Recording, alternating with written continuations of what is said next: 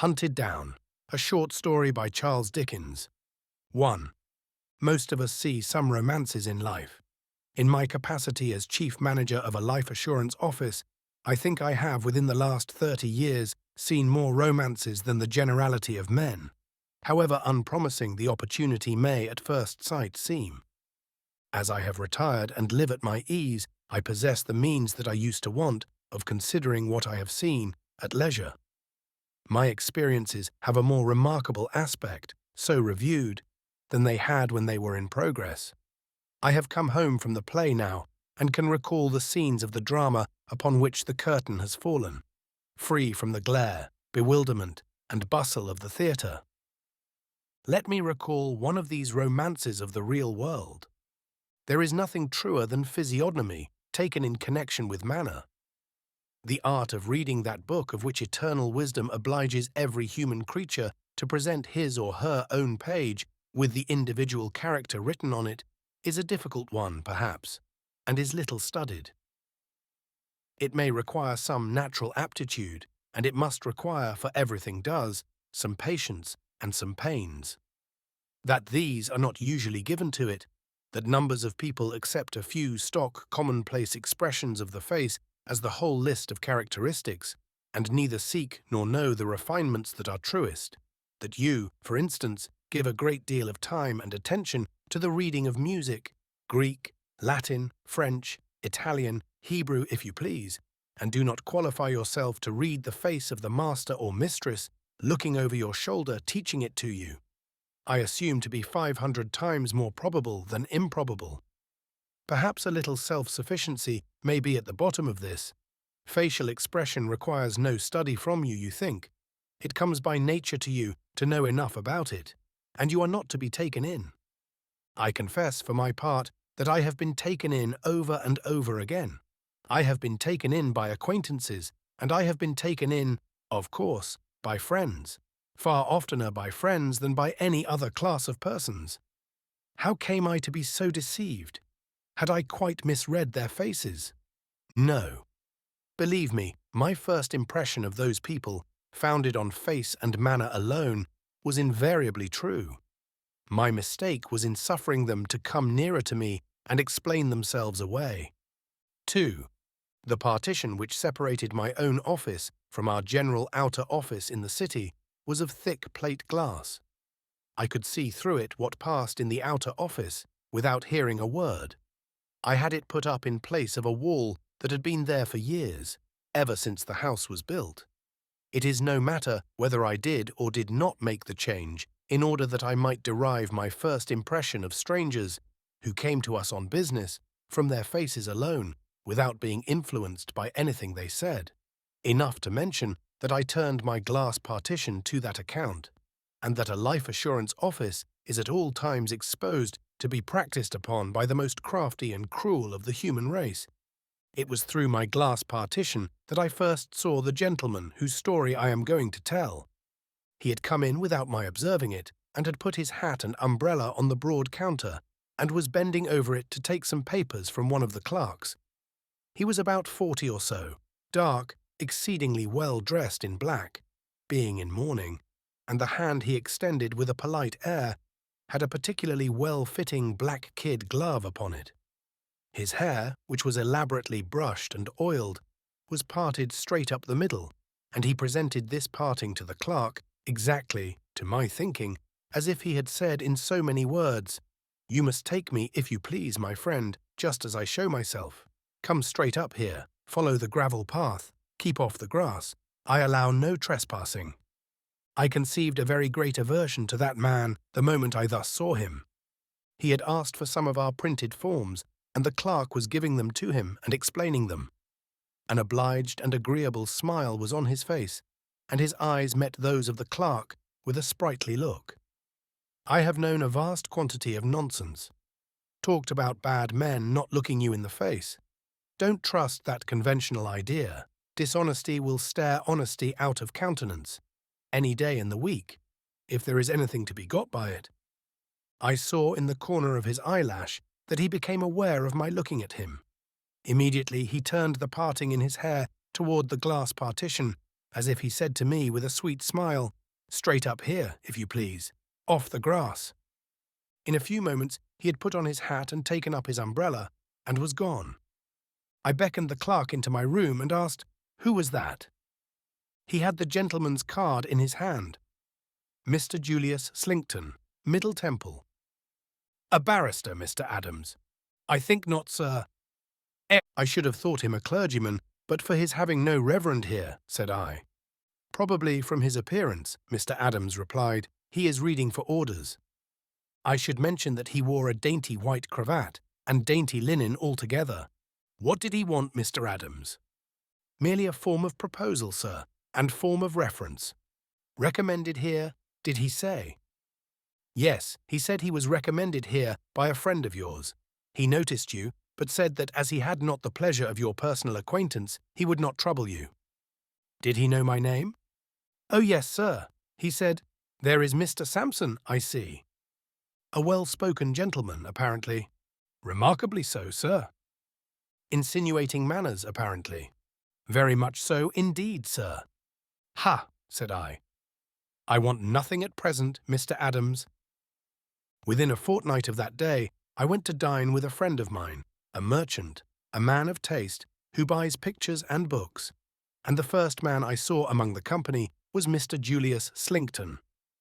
There he was, standing before the fire, with good large eyes and an open expression of face, but still, I thought, requiring everybody to come at him by the prepared way he offered, and by no other.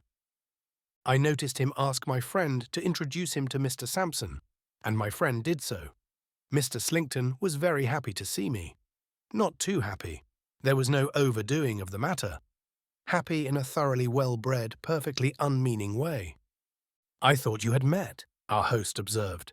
"No," said Mr. Slinkton. "I did look in at Mr. Sampson's office, on your recommendation, but I really did not feel justified in troubling Mr. Sampson himself, on a point in the everyday routine of an ordinary clerk. I said I should have been glad to show him any attention on our friend's introduction." "I am sure of that," said he, "and am much obliged. At another time, perhaps, I may be less delicate. Only, however, if I have real business. For I know, Mr. Sampson, how precious business time is, and what a vast number of impertinent people there are in the world." I acknowledged his consideration with a slight bow. "You were thinking," said I, "of effecting a policy on your life." "Oh dear, no. I am afraid I am not so prudent as you pay me the compliment of supposing me to be, Mr. Sampson. I merely inquired for a friend. But you know what friends are in such matters. Nothing may ever come of it. I have the greatest reluctance to trouble men of business with inquiries for friends, knowing the probabilities to be 1,000 to 1 that the friends will never follow them up. People are so fickle, so selfish, so inconsiderate. Don't you in your business find them so every day, Mr. Sampson?" I was going to give a qualified answer, but he turned his smooth white parting on me with it straight up here, if you please, and I answered, "Yes." "I hear, Mr. Sampson," he resumed presently, "for our friend had a new cook, and dinner was not so punctual as usual, that your profession has recently suffered a great loss." "In money?" said I. He laughed at my ready association of loss with money, and replied, "No, in talent and vigour." Not at once following out his allusion, I considered for a moment. "Has it sustained a loss of that kind?" said I. "I was not aware of it." "Understand me, Mr. Sampson. I don't imagine that you have retired. It is not so bad as that." "But Mr. Meltham—" "Oh, to be sure," said I. "Yes, Mr. Meltham, the young actuary of the inestimable." "Just so," he returned in a consoling way. "He is a great loss. He was at once the most profound, the most original, and the most energetic man I have ever known connected with life assurance." I spoke strongly, for I had a high esteem and admiration for Meltham, and my gentleman had indefinitely conveyed to me some suspicion that he wanted to sneer at him. He recalled me to my guard by presenting that trim pathway up his head, with its internal, not on the grass, if you please, the gravel. "You knew him, Mr. Slinkton?" "Only by reputation. To have known him as an acquaintance or as a friend, is an honour I should have sought if he had remained in society, though I might never have had the good fortune to attain it, being a man of far inferior mark. He was scarcely above 30, I suppose. About 30. Ah, he sighed in his former consoling way, what creatures we are, to break up, Mr. Sampson, and become incapable of business at that time of life. Any reason assigned for the melancholy fact? Humph, thought I, as I looked at him. But I won't go up the track, and I will go on the grass. What reason have you heard assigned, Mr. Slinkton? I asked point blank. Most likely a false one. You know what rumour is, Mr. Sampson. I never repeat what I hear. It is the only way of paring the nails and shaving the head of rumour. But when you ask me what reason I have heard assigned for Mr. Meltham's passing away from among men, it is another thing. I am not gratifying idle gossip then. I was told, Mr. Sampson, that Mr. Meltham had relinquished all his avocations and all his prospects because he was, in fact, broken-hearted.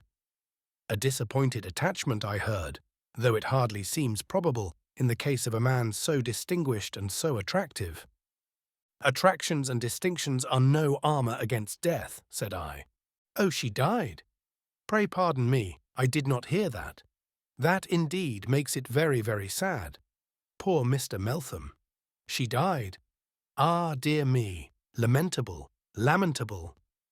I still thought his pity was not quite genuine, and I still suspected an unaccountable sneer under all this, until he said as we were parted, like the other knots of talkers, by the announcement of dinner, Mr. Sampson, you are surprised to see me so moved on behalf of a man whom I have never known. I am not so disinterested as you may suppose. I have suffered, and recently too, from death myself. I have lost one of 2 charming nieces, who were my constant companions. She died young, barely 23, and even her remaining sister is far from strong. The world is a grave. He said this with deep feeling, and I felt reproached for the coldness of my manner. Coldness and distrust had been engendered in me, I knew, by my bad experiences. They were not natural to me, and I often thought how much I had lost in life, losing trustfulness, and how little I had gained, gaining hard caution. This state of mind being habitual to me, I troubled myself more about this conversation than I might have troubled myself about a greater matter. I listened to his talk at dinner and observed how readily other men responded to it, and with what a graceful instinct he adapted his subjects to the knowledge and habits of those he talked with. As in talking with me, he had easily started the subject I might be supposed to understand best, and to be the most interested in, so, in talking with others, he guided himself by the same rule. The company was of a varied character, but he was not at fault that I could discover with any member of it. He knew just as much of each man's pursuit as made him agreeable to that man in reference to it, and just as little as made it natural in him to seek modestly for information when the theme was broached. As he talked and talked, but really not too much, for the rest of us seemed to force it upon him, I became quite angry with myself. I took his face to pieces in my mind, like a watch, and examined it in detail. I could not say much against any of his features separately. I could say even less against them when they were put together. Then is it not monstrous, I asked myself, that because a man happens to part his hair straight up the middle of his head, I should permit myself to suspect, and even to detest him? I may stop to remark that this was no proof of my sense. An observer of men who finds himself steadily repelled by some apparently trifling thing in a stranger is right to give it great weight. It may be the clue to the whole mystery. A hair or two will show where a lion is hidden. A very little key will open a very heavy door. I took my part in the conversation with him after a time, and we got on remarkably well. In the drawing-room, I asked the host how long he had known Mr. Slinkton. He answered, not many months. He had met him at the house of a celebrated painter then present, who had known him well when he was travelling with his nieces in Italy for their health. His plans in life being broken by the death of one of them, he was reading with the intention of going back to college as a matter of form, taking his degree, and going into orders. I could not but argue with myself that here was the true explanation of his interest in poor Meltham, and that I had been almost brutal in my distrust on that simple head. 3. On the very next day, but one I was sitting behind my glass partition, as before, when he came into the outer office, as before. The moment I saw him again without hearing him, I hated him worse than ever. It was only for a moment that I had this opportunity, for he waved his tight-fitting black glove the instant I looked at him, and came straight in. "Mr. Sampson, good day. I presume, you see, upon your kind permission to intrude upon you. I don't keep my word in being justified by business, for my business here, if I may so abuse the word, is of the slightest nature." I asked, was it anything I could assist him in? "I thank you, no.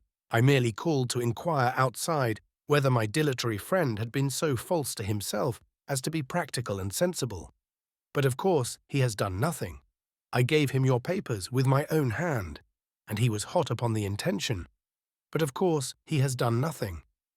Apart from the general human disinclination to do anything that ought to be done, I dare say there is a specialty about assuring one's life. You find it like will-making. People are so superstitious and take it for granted they will die soon afterwards. Up here, if you please, straight up here, Mr. Sampson, neither to the right nor to the left." I almost fancied I could hear him breathe the words as he sat smiling at me, with that intolerable parting exactly opposite the bridge of my nose. "There is such a feeling sometimes, no doubt," I replied, "but I don't think it obtains to any great extent." "Well," said he, with a shrug and a smile, "I wish some good angel would influence my friend in the right direction. I rashly promised his mother and sister in Norfolk to see it done, and he promised them that he would do it. But I suppose he never will." He spoke for a minute or two on indifferent topics and went away. I had scarcely unlocked the drawers of my writing table next morning when he reappeared. I noticed that he came straight to the door in the glass partition and did not pause a single moment outside. "Can you spare me 2 minutes, my dear Mr. Sampson?" "By all means." "Much obliged," laying his hat and umbrella on the table. "I came early, not to interrupt you. The fact is, I am taken by surprise in reference to this proposal my friend has made." "Has he made one?" said I. "Yes," he answered, deliberately looking at me, and then a bright idea seemed to strike him. "Or he only tells me he has. Perhaps that may be a new way of evading the matter. By Jupiter, I never thought of that." Mr. Adams was opening the morning's letters in the outer office. "What is the name, Mr. Slinkton?" I asked. "Beckwith." I looked out at the door and requested Mr. Adams, if there were a proposal in that name, to bring it in. He had already laid it out of his hand on the counter. It was easily selected from the rest, and he gave it me. "Alfred Beckwith. Proposal to effect a policy with us for £2,000. Dated yesterday. From the Middle Temple, I see, Mr. Slinkton." "Yes, he lives on the same staircase with me. His door is opposite. I never thought he would make me his reference, though. It seems natural enough that he should." "Quite so, Mr. Sampson, but I never thought of it. Let me see." He took the printed paper from his pocket. "How am I to answer all these questions?" "According to the truth, of course," said I. "Oh, of course," he answered, looking up from the paper with a smile. "I meant they were so many. But you do right to be particular. It stands to reason that you must be particular. Will you allow me to use your pen and ink?" "Certainly." "And your desk?" "Certainly." He had been hovering about between his hat and his umbrella for a place to write on. He now sat down in my chair, at my blotting paper and inkstand, with the long walk up his head in accurate perspective before me as I stood with my back to the fire. Before answering each question, he ran over it aloud and discussed it. How long had he known Mr. Alfred Beckwith? That he had to calculate by years upon his fingers. What were his habits? No difficulty about them. Temperate in the last degree, and took a little too much exercise, if anything. All the answers were satisfactory. When he had written them all, he looked them over, and finally signed them in a very pretty hand. He supposed he had now done with the business. I told him he was not likely to be troubled any farther. Should he leave the papers there? if he pleased. Much obliged. Good morning. I had had one other visitor before him, not at the office, but at my own house. That visitor had come to my bedside when it was not yet daylight, and had been seen by no one else but by my faithful confidential servant. A second reference paper, for we required always two, was sent down into Norfolk, and was duly received back by post. This, likewise, was satisfactorily answered in every respect. Our forms were all complied with, we accepted the proposal, and the premium for 1 year was vested. 4. For 6 or 7 months I saw no more of Mr. Slinkton. He called once at my house, but I was not at home, and he once asked me to dine with him in the Temple, but I was engaged. His friend's assurance was effected in March. Late in September or early in October, I was down at Scarborough for a breath of sea air, where I met him on the beach. It was a hot evening. He came toward me with his hat in his hand, and there was the walk I had felt so strongly disinclined to take in perfect order again, exactly in front of the bridge of my nose. He was not alone, but had a young lady on his arm. She was dressed in mourning, and I looked at her with great interest. She had the appearance of being extremely delicate, and her face was remarkably pale and melancholy. But she was very pretty. He introduced her as his niece, Miss Nina. "Are you strolling, Mr. Sampson? Is it possible you can be idle?" It was possible, and I was strolling. "Shall we stroll together?" "With pleasure." The young lady walked between us, and we walked on the cool sea sand, in the direction of Filey. "There have been wheels here," said Mr. Slinkton, "and now I look again. The wheels of a hand carriage. Margaret, my love, your shadow without doubt." "Miss Nina's shadow," I repeated, looking down at it on the sand. "Not that one," Mr. Slinkton returned, laughing. "Margaret, my dear, tell Mr. Sampson." "Indeed," said the young lady, turning to me, "there is nothing to tell, except that I constantly see the same invalid old gentleman at all times, wherever I go. I have mentioned it to my uncle, and he calls the gentleman my shadow." "Does he live in Scarborough?" I asked. "He is staying here." "Do you live in Scarborough?" "No, I am staying here. My uncle has placed me with a family here, for my health." "And your shadow?" said I, smiling. "My shadow," she answered, smiling too, "is, like myself, not very robust, I fear. For I lose my shadow sometimes, as my shadow loses me at other times. We both seem liable to confinement to the house. I have not seen my shadow for days and days, but it does oddly happen occasionally that wherever I go, for many days together, this gentleman goes. We have come together in the most unfrequented nooks on this shore." "Is this he?" said I, pointing before us. The wheels had swept down to the water's edge, and described a great loop on the sand in turning. Bringing the loop back towards us, and spinning it out as it came, was a hand carriage, drawn by a man. "Yes," said Miss Nina, "this really is my shadow, uncle."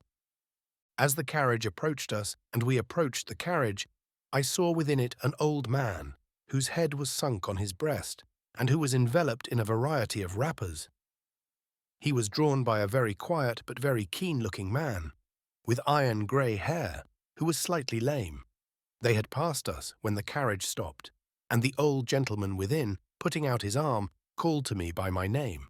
I went back, and was absent from Mr. Slinkton and his niece for about 5 minutes.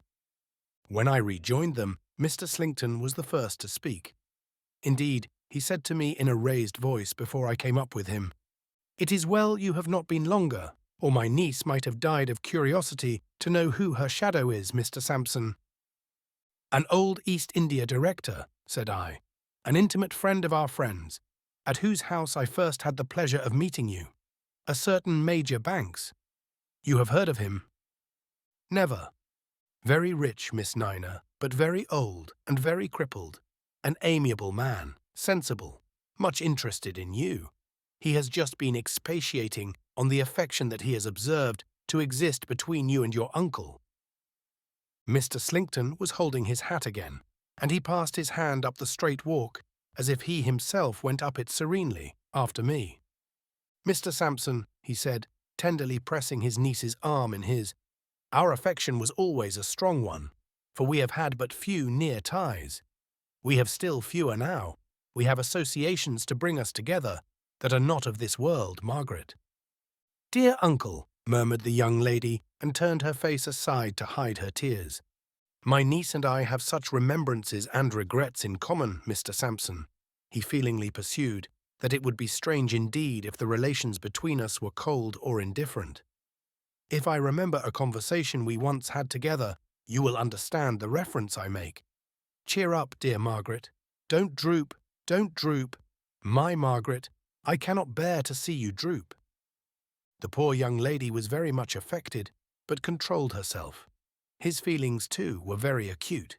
In a word, he found himself under such great need of a restorative that he presently went away to take a bath of sea-water, leaving the young lady and me sitting by a point of rock, and probably presuming, but that you will say was a pardonable indulgence in a luxury, that she would praise him with all her heart. She did, poor thing. With all her confiding heart she praised him to me for his care of her dead sister, and for his untiring devotion in her last illness. The sister had wasted away very slowly, and wild and terrible fantasies had come over her toward the end. But he had never been impatient with her, or at a loss, had always been gentle, watchful, and self-possessed. The sister had known him, as she had known him, to be the best of men, the kindest of men, and yet a man of such admirable strength of character as to be a very tower for the support of their weak natures while their poor lives endured. "I shall leave him, Mr. Sampson, very soon," said the young lady. "I know my life is drawing to an end, and when I am gone, I hope he will marry and be happy. I am sure he has lived single so long, only for my sake, and for my poor, poor sister's." The little hand-carriage had made another great loop on the damp sand, and was coming back again, gradually spinning out a slim figure of 8, half a mile long. "Young lady," said I, looking around, laying my hand upon her arm and speaking in a low voice, "time presses. You hear the gentle murmur of that sea?" She looked at me with the utmost wonder and alarm, saying, "Yes." "And you know what a voice is in it when the storm comes?" "Yes." "You see how quiet and peaceful it lies before us, and you know what an awful sight of power without pity it might be, this very night?" "Yes." "But if you had never heard or seen it, or heard of it in its cruelty, could you believe that it beats every inanimate thing in its way to pieces, without mercy, and destroys life without remorse? You terrify me, sir, by these questions. To save you, young lady, to save you. For God's sake, collect your strength and collect your firmness. If you were here alone and hemmed in by the rising tide on the floe to 50 feet above your head, you could not be in greater danger than the danger you are now to be saved from."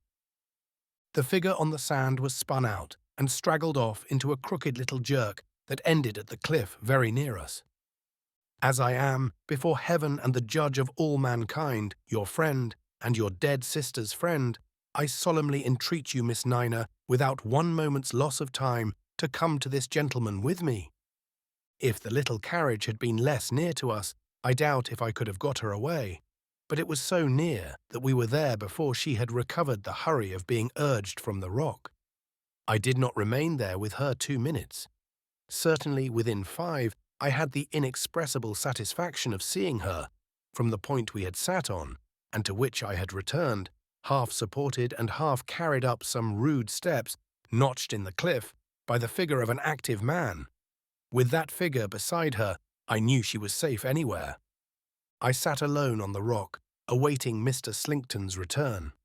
The twilight was deepening, and the shadows were heavy when he came round the point, with his hat hanging at his buttonhole, smoothing his wet hair with one of his hands, and picking out the old path with the other, and a pocket-comb. "My niece not here, Mr. Sampson," he said, looking about. "Miss Nina seemed to feel a chill in the air after the sun was down, and has gone home." He looked surprised, as though she were not accustomed to do anything without him, even to originate so slight a proceeding.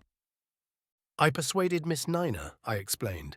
"Ah," said he, "she is easily persuaded, for her good. Thank you, Mr. Sampson, she is better within doors. The bathing place was farther than I thought, to say the truth. Miss Nina is very delicate, I observed. He shook his head and drew a deep sigh. Very, very, very. You may recollect my saying so. The time that has since intervened has not strengthened her. The gloomy shadow that fell upon her sister so early in life seems, in my anxious eyes, to gather over her, ever darker, ever darker. Dear Margaret, dear Margaret. But we must hope. The hand-carriage was spinning away before us at a most indecorous pace for an invalid vehicle, and was making most irregular curves upon the sand. Mr. Slinkton, noticing it after he had put his handkerchief to his eyes, said, "If I may judge from appearances, your friend will be upset, Mr. Sampson." "It looks probable, certainly," said I. "The servant must be drunk." "The servants of old gentlemen will get drunk sometimes," said I. "The Major draws very light, Mr. Sampson." "The Major does draw light," said I. By this time the carriage, much to my relief, was lost in the darkness. We walked on for a little, side by side over the sand, in silence. After a short while, he said in a voice still affected by the emotion that his niece's state of health had awakened in him, "Do you stay here long, Mr. Sampson?" "Why, no. I am going away tonight." "So soon?" "But business always holds you in request. Men like Mr. Sampson are too important to others, to be spared to their own need of relaxation and enjoyment." "I don't know about that," said I. "However, I am going back." "To London?" "To London. I shall be there too, soon after you." I knew that as well as he did, but I did not tell him so, any more than I told him what defensive weapon my right hand rested on in my pocket, as I walked by his side, any more than I told him why I did not walk on the sea side of him, with the night closing in. We left the beach, and our ways diverged. We exchanged good night, and had parted indeed, when he said, returning, "Mr. Sampson, may I ask, poor Meltham, whom we spoke of, dead yet?" "Not when I last heard of him, but too broken a man to live long, and hopelessly lost to his old calling." "Dear, dear, dear," said he with great feeling. "Sad, sad, sad. The world is a grave." And so went his way. It was not his fault if the world were not a grave, but I did not call that observation after him, any more than I had mentioned those other things just now enumerated. He went his way, and I went mine with all expedition. This happened, as I have said, either at the end of September or beginning of October. The next time I saw him, and the last time, was late in November. 5. I had a very particular engagement to breakfast in the Temple. It was a bitter northeasterly morning, and the sleet and slush lay inches deep in the streets. I could get no conveyance, and was soon wet to the knees. But I should have been true to that appointment, though I had to wade to it up to my neck in the same impediments. The appointment took me to some chambers in the Temple. They were at the top of a lonely corner house overlooking the river. The name, Mr. Alfred Beckwith, was painted on the outer door. On the door opposite, on the same landing, the name Mr. Julius Slinkton. The doors of both sets of chambers stood open, so that anything said aloud in one set could be heard in the other. I had never been in those chambers before. They were dismal, close, unwholesome, and oppressive. The furniture, originally good and not yet old, was faded and dirty. The rooms were in great disorder. There was a strong prevailing smell of opium, brandy, and tobacco. The grate and fire irons were splashed all over with unsightly blotches of rust, and on a sofa by the fire, in the room where breakfast had been prepared, lay the host, Mr. Beckwith, a man with all the appearances of the worst kind of drunkard, very far advanced upon his shameful way to death. "Slinkton is not come yet," said this creature, staggering up when I went in. "I'll call him. Halloa, Julius Caesar, come and drink." As he hoarsely roared this out, he beat the poker and tongs together in a mad way, as if that were his usual manner of summoning his associate. The voice of Mr. Slinkton was heard through the clatter from the opposite side of the staircase, and he came in. He had not expected the pleasure of meeting me. I have seen several artful men brought to a stand, but I never saw a man so aghast as he was when his eyes rested on mine. "Julius Caesar," cried Beckwith, staggering between us. "Missed Sampson, missed Sampson, Julius Caesar." Julius, missed Sampson, is the friend of my soul.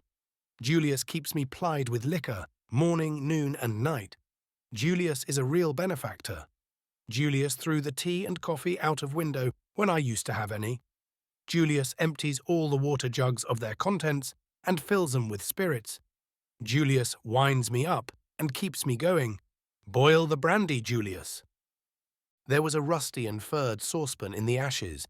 The ashes looked like the accumulation of weeks, and Beckwith, rolling and staggering between us as if he were going to plunge headlong into the fire, got the saucepan out and tried to force it into Slinkton's hand.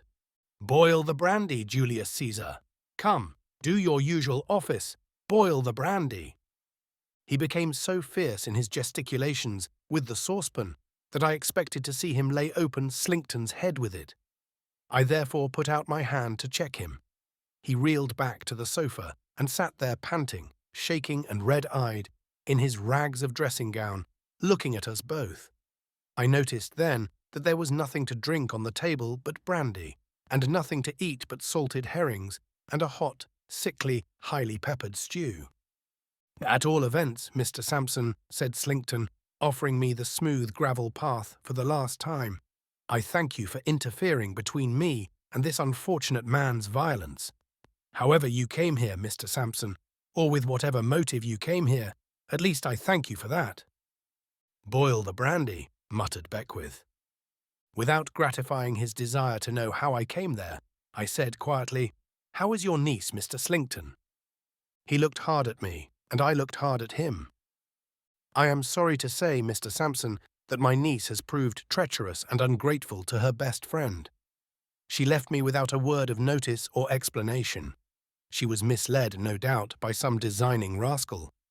Perhaps you may have heard of it."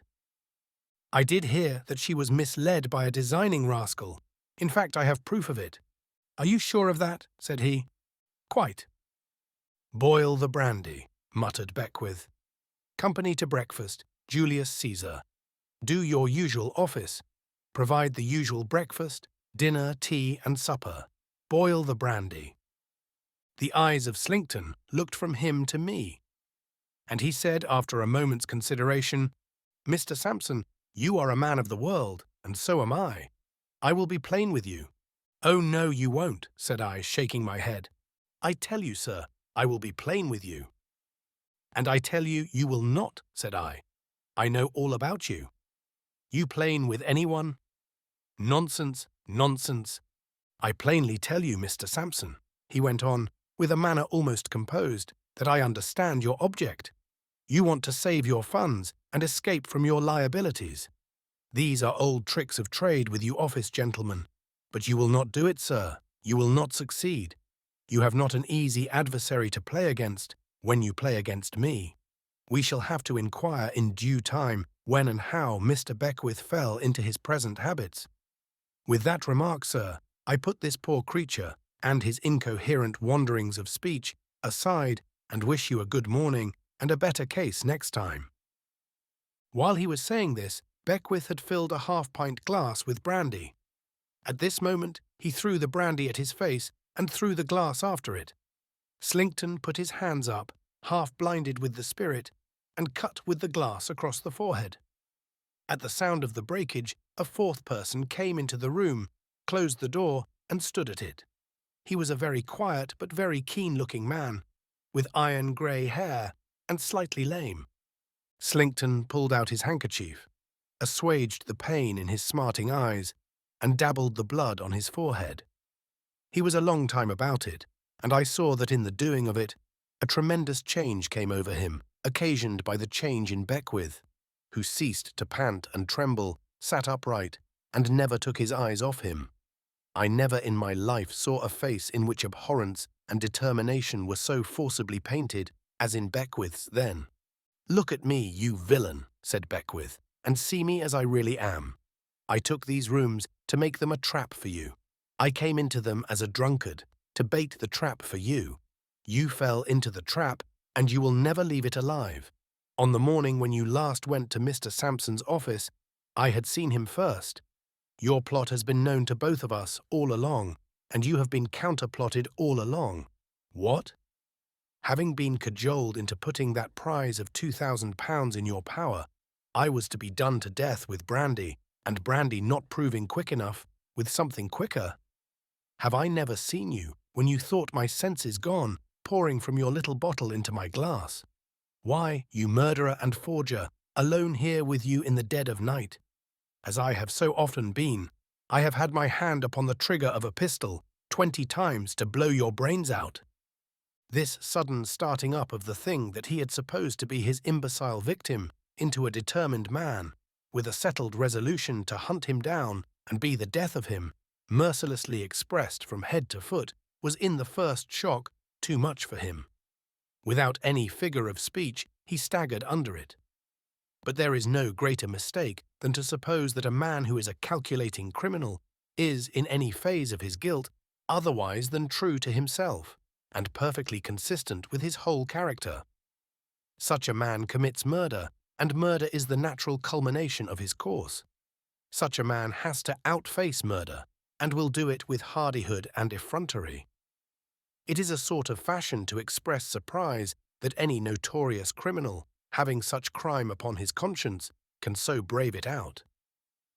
Do you think that if he had it on his conscience at all, or had a conscience to have it upon, he would ever have committed the crime? Perfectly consistent with himself, as I believe all such monsters to be, this Slinkton recovered himself and showed a defiance that was sufficiently cold and quiet. He was white, he was haggard, he was changed, but only as a sharper who had played for a great stake and had been outwitted and had lost the game.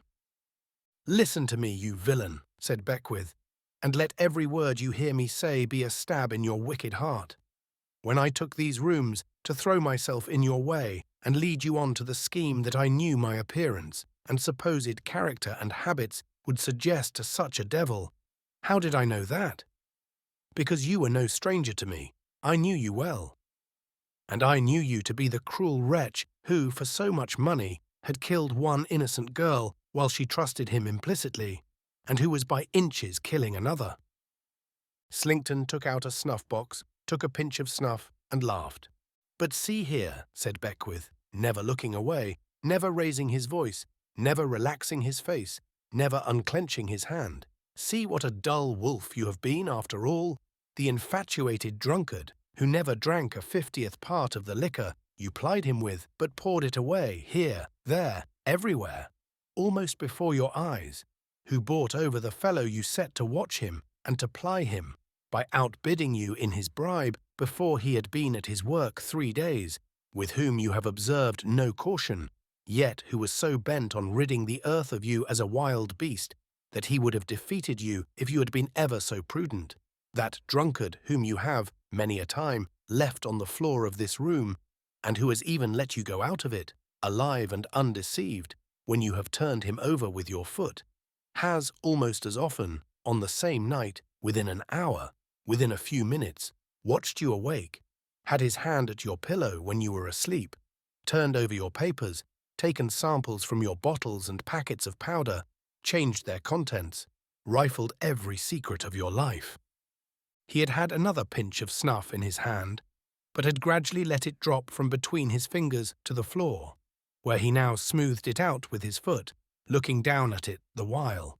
"That drunkard," said Beckwith, "who had free access to your rooms at all times, that he might drink the strong drinks that you left in his way and be the sooner ended, holding no more terms with you than he would hold with a tiger, has had his master key for all your locks, his test for all your poisons, his clue to your cipher writing.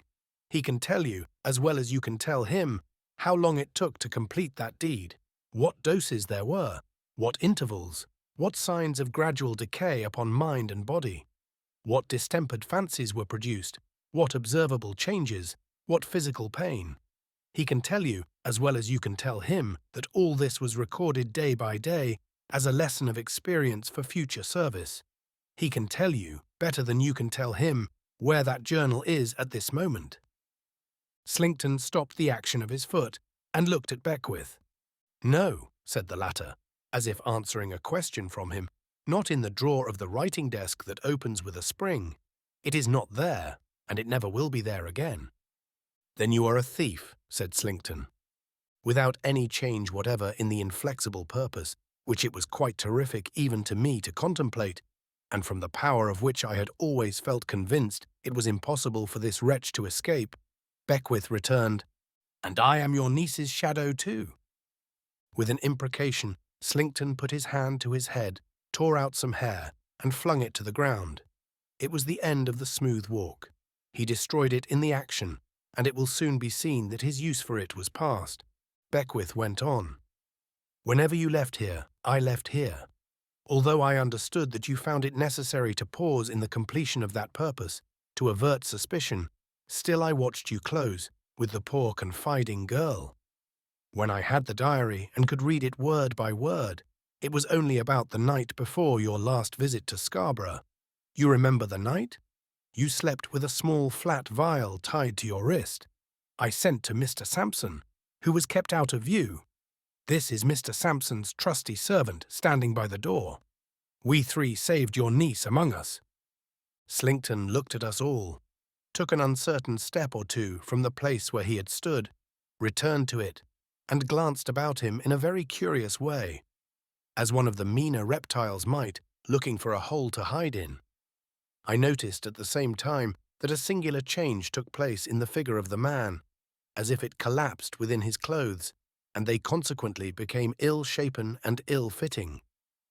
"You shall know," said Beckwith, "for I hope the knowledge will be bitter and terrible to you, why you have been pursued by one man, and why, when the whole interest that Mr. Sampson represents would have expended any money in hunting you down, you have been tracked to death at a single individual's charge. I hear you have had the name of Meltham on your lips sometimes." I saw, in addition to those other changes, a sudden stoppage come upon his breathing. "When you sent the sweet girl whom you murdered, you know with what artfully made-out surroundings and probabilities you sent her to Meltham's office, before taking her abroad to originate the transaction that doomed her to the grave, it fell to Meltham's lot to see her and to speak with her. It did not fall to his lot to save her, though I know he would freely give his own life to have done it. He admired her. I would say he loved her deeply if I thought it possible that you could understand the word. When she was sacrificed, he was thoroughly assured of your guilt. Having lost her, he had but one object left in life, and that was to avenge her and destroy you." I saw the villain's nostrils rise and fall convulsively, but I saw no moving at his mouth. "That man Meltham," Beckwith steadily pursued, "was as absolutely certain that you could never elude him in this world, if he devoted himself to your destruction with his utmost fidelity and earnestness, and if he divided the sacred duty with no other duty in life, as he was certain that in achieving it he would be a poor instrument in the hands of Providence, and would do well before heaven in striking you out from among living men. I am that man, and I thank God that I have done my work." If Slinkton had been running for his life from swift-footed savages a dozen miles, he could not have shown more emphatic signs of being oppressed at heart and laboring for breath than he showed now when he looked at the pursuer who had so relentlessly hunted him down. "You never saw me under my right name before. You see me under my right name now. You shall see me once again in the body, when you are tried for your life. You shall see me once again in the spirit, when the cord is round your neck, and the crowd are crying against you." When Meltham had spoken these last words, the miscreant suddenly turned away his face and seemed to strike his mouth with his open hand. At the same instant, the room was filled with a new and powerful odour, and, almost at the same instant, he broke into a crooked run, leap, start, I have no name for the spasm, and fell with a dull weight that shook the heavy old doors and windows in their frames. That was the fitting end of him. When we saw that he was dead, we drew away from the room, and Meltham, giving me his hand, said with a weary air, "I have no more work on earth, my friend, but I shall see her again elsewhere." It was in vain that I tried to rally him. He might have saved her, he said. He had not saved her, and he reproached himself. He had lost her, and he was broken-hearted. The purpose that sustained me is over, Samson, and there is nothing now to hold me to life. I am not fit for life. I am weak and spiritless. I have no hope and no object. My day is done. In truth, I could hardly have believed that the broken man who then spoke to me was the man who had so strongly and so differently impressed me when his purpose was before him. I used such entreaties with him as I could. But he still said, and always said in a patient, undemonstrative way, nothing could avail him. He was broken-hearted. He died early in the next spring. He was buried by the side of the poor young lady for whom he had cherished those tender and unhappy regrets. And he left all he had to her sister. She lived to be a happy wife and mother. She married my sister's son, who succeeded poor Meltham. She is living now, and her children ride about the garden on my walking stick when I go to see her.